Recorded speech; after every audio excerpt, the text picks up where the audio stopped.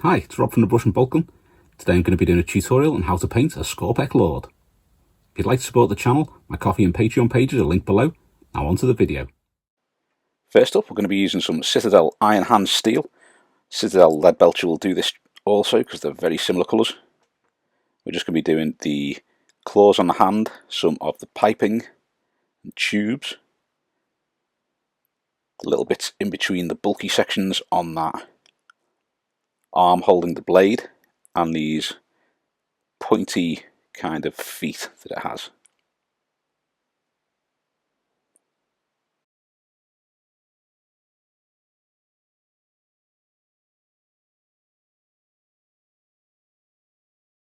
Next up, a little bit of Citadel Canoptek alloy. It's going to be used to do the shoulder pads, the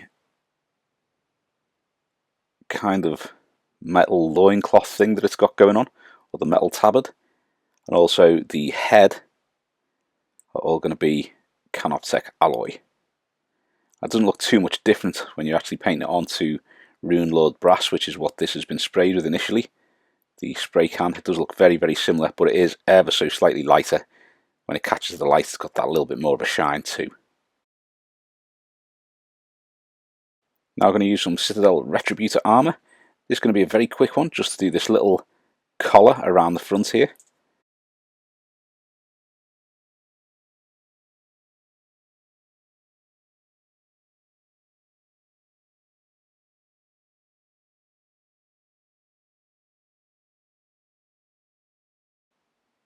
Mainly doing this colour in gold because it makes it stand out a little bit. Stops it blending in with the rest of the miniature, I think. Nice quick layer there. Now I'm going to use Citadel Moot green, and this is through the huge blade.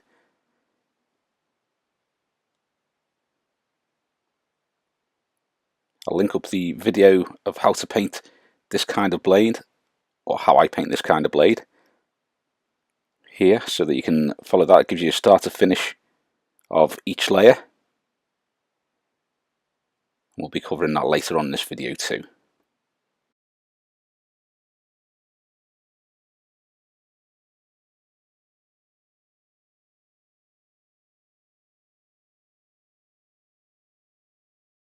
Next one we're going for is Vallejo White. I'm going to be using this to paint all of the little bits that we'll be getting to glow up with the Tesseract glow later on. So all the little orbs which are on the miniature, the likes of its eyes and some of the tubing, we'll be making them glow up with that Tesseract glow later on. So give them a nice coat of white now. Ready for that.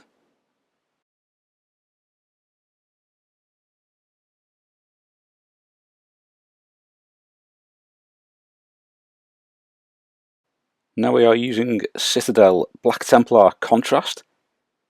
That's a great colour this. If you haven't got it, I do recommend getting some, because it is really, really handy for stuff like this. And what we're going to be doing is all those joints that you'd normally paint with black, because there's quite a lot of them. If you use the Black Templar, it's a lot easier to get that into those areas, into those recesses. It'll also leave you with some kind of highlights where you want to be highlighting it a little bit later on as well, when you come to do the German grey and Mechanicus standard grey. But I just find it a lot easier to work with than trying to get black paint in there. So if you are doing them for the tabletop, it is worth getting a pot of that Black Templar. So we're now going to use Citadel Nuln Oil to shade all of the bits that we did with the Iron Hand Steel, or the Lead Belcher, whichever you used.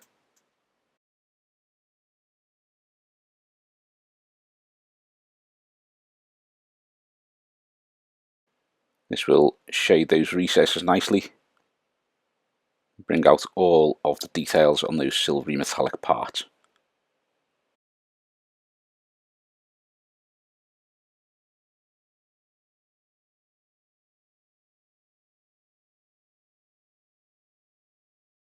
Next, a little bit of Citadel Biel-Tan green. I'm going to use this to do around the edges of all the parts that we painted white earlier.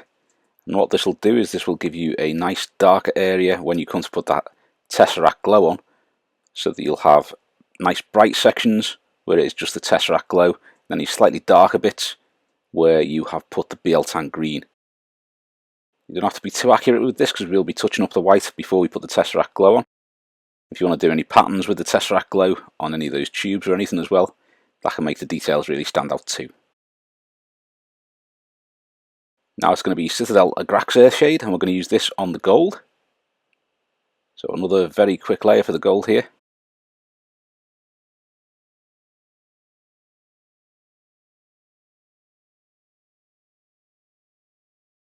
Like so. Next up, it's going to be Cryptek Armourshade Gloss, which is the glossy shade that they released when they released their new style Necrons. It's a really cracking colour, gives you this nice uneven shade to all of the Runelord brass and Canoptek alloy sections. So I like to use this, give them all a coat of it, and we come to re-highlight those in a little while. There'll be some nice blotchy areas and areas where dark and grimy. I just think it really sets off the miniature and gives it that worn and not very often used look. So now we're going to be going for Citadel Runelord brass, and we are going to use this on all of the areas that we used Runelord brass on initially, or rather all the areas we didn't paint a different colour. If you think about where the light's going to be hitting these areas, you want to make sure that those sections are painted, leaving the shade in the recesses where there's those sort of bullet holes or any of the details, and leaving the shade underside of each of the legs and the arms, just so that you have that shade and the nice brighter metallics. So now I'm going to be using the Canoptek alloy. So you want to do the shoulders, the head, and that kind of metal loinclothy bit with this to recolour them. If you colour over a bit more of that Armourshade gloss on these areas as well, because you want them to look a little bit brighter, then you're going to use it to highlight the Runelord brass sections as well. So again, thinking about where the light is going to catch those Runelord brass sections and adding it to there so that those sections are brighter and highlighted.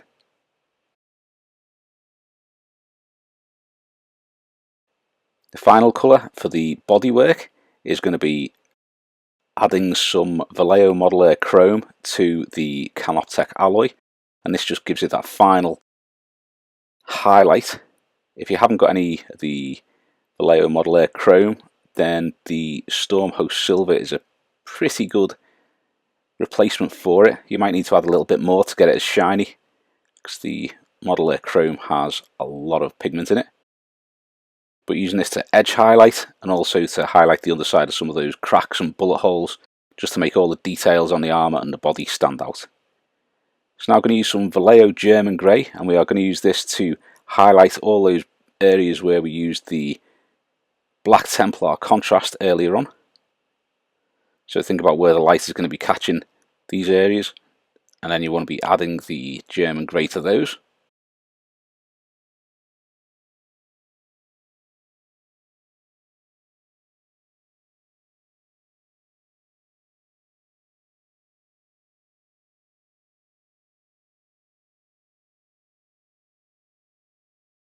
Now the final highlight that we're going to do is going to use some Citadel Mechanicus Standard Grey. I'm going to use this to do edge highlighting on all of the areas that we've just been highlighting with the German Grey. So it's just the tops and any of the little cracks and battle damage that it has on it. You just want to use the Mechanicus Standard Grey to highlight those edges that will be catching the light.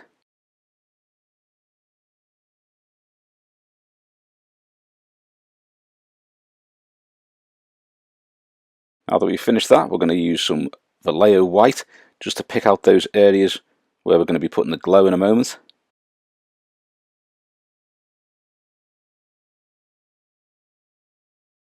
Also, it gives you the opportunity to paint over any sections where you may have got some of the other colours onto the white areas. Just touch those up, just so you have those extra bright sections where it is just pure white, as opposed to the areas where you have that green in there, which will darken down the Tesseract glow. So now I'm going to use Citadel Tesseract Glow Technical Paint. That is really, really cool, this, but you want to make sure that you shake it up really, really well first. I tend to have to use a paintbrush, like the back end of a paintbrush, on the handle and give that a good stir, because you tend to get a lot of this pigmenty type stuff gather at the bottom. So despite it having 2 ball bearings in to try and mix it up, if you don't use that for a while, it will kind of solidify and you'll get this kind of soft green mush at the bottom that you have to mash against the sides to get it to mix back in again. Once done, you do get that really awesome glow from it. Going to start working on the blade now, so we're going to use some Citadel Moot green to recolour that. Now you want to get that all one flat moot green colour, leaving the Biel-Tan green in those recesses. And we can start working on the lighter shades to build that up so that you have it going darker to lighter in a few different sections.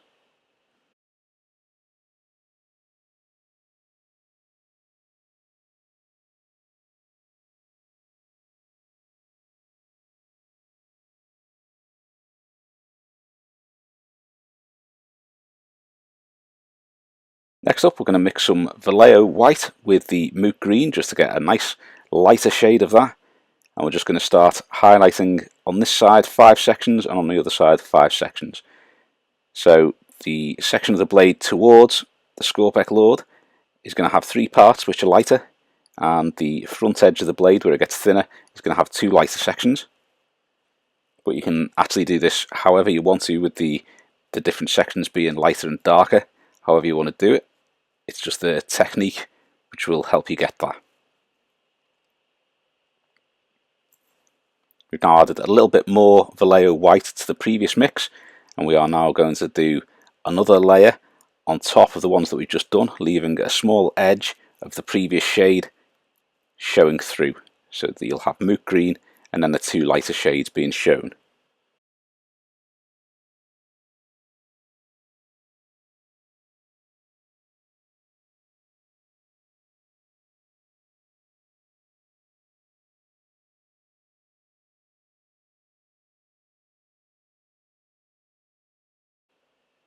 Once more, we're going to add some Vallejo White to the previous mix so that we get another lighter shade, and then we're going to add that to the areas that we're lightening up, making sure that you leave the previous 2 layers on show there so you get that nice little blend going from the Moot green to the latest colour.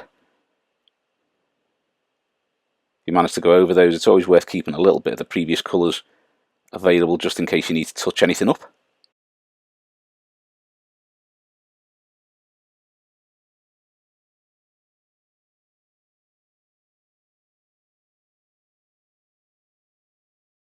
Next up we have some more Vallejo White being added to the previous mix, and we are going to do another sliver of this lighter colour in the middle there.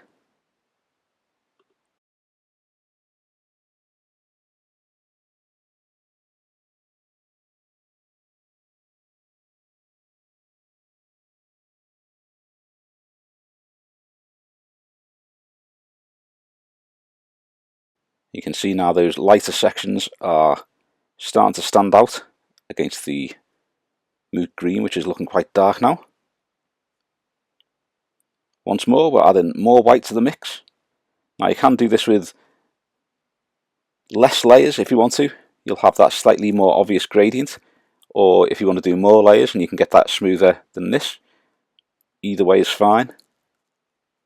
As it is for the tabletop, this is just to kind of show you the technique that you can use for it.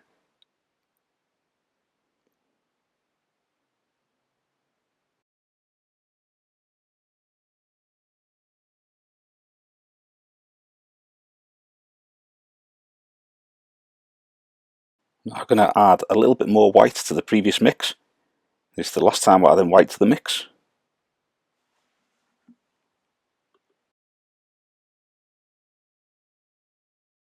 You can be thankful that after this it's just going to be normal colours once again.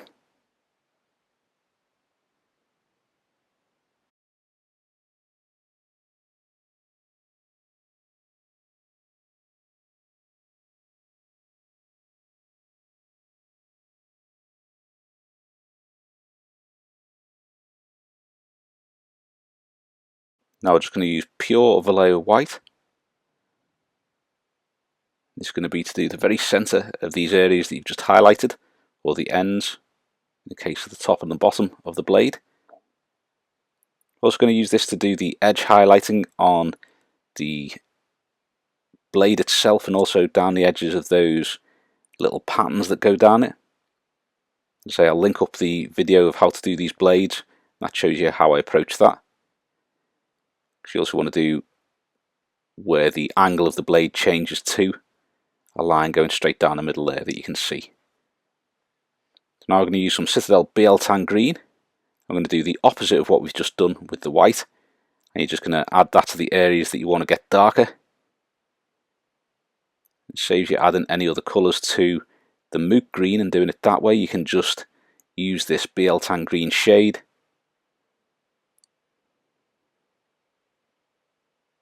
and get that in there.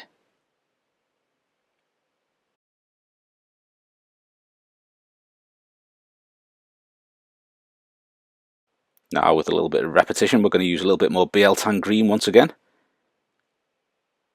Darken down sort of the top of those end bits, and also the middle of those sections in the middle of the blade, just to darken them up a little bit. Now if you want to, you could go on with a little bit of Biel-Tan green and either add a little bit of Nuln Oil, or just maybe do thin layers of Nuln Oil in the middle of that just to darken them down.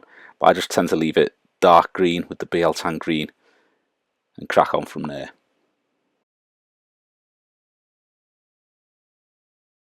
Now I'm going to go back to Iron Hand Steel.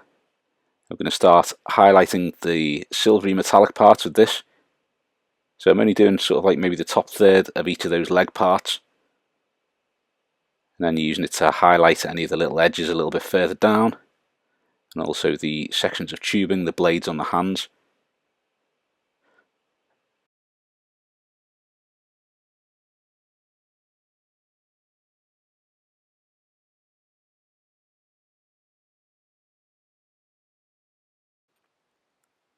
I'm just going to use some pure Vallejo Model Air Chrome, or as I say, if you've got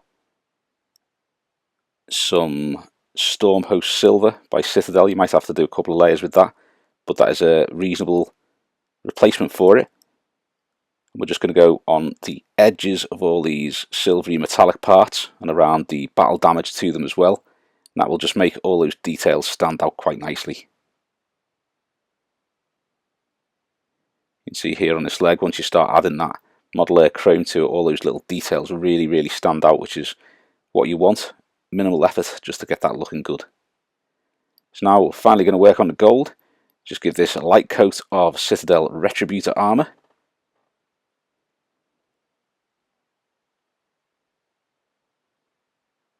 It's almost like dry brushing this, just a tiny little bit more paint on it to pick up those details, but you don't want to put too much on there. Now I'm going to use Liberator gold, and I'm going to do a little band kind of in the middle at the top and bottom of each of those areas, and then try and do some light highlighting on the little icons and things like that on that. And finally we're going to add a little bit of Vallejo Model Air Chrome to the Liberator gold. Now we're going to do some final highlights just to pick out those details and get them really shining.